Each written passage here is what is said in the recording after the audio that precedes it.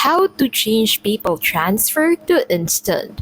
Want your PayPal money in minutes instead of days? Here's how to switch instant transfer. So first log into your PayPal account. So once you're on your account, you'll get redirected into your dashboard.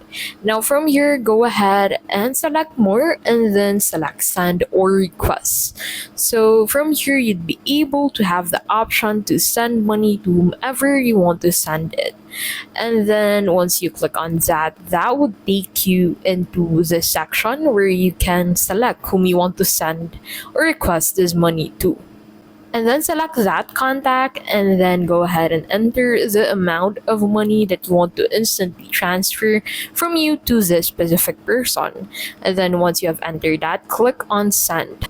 It is important to note that instant transfers have a small fee, around 1% cap at a maximum. So standard transfers remain free but take 1 to 3 business days. And that is how to change PayPal transfer to instant.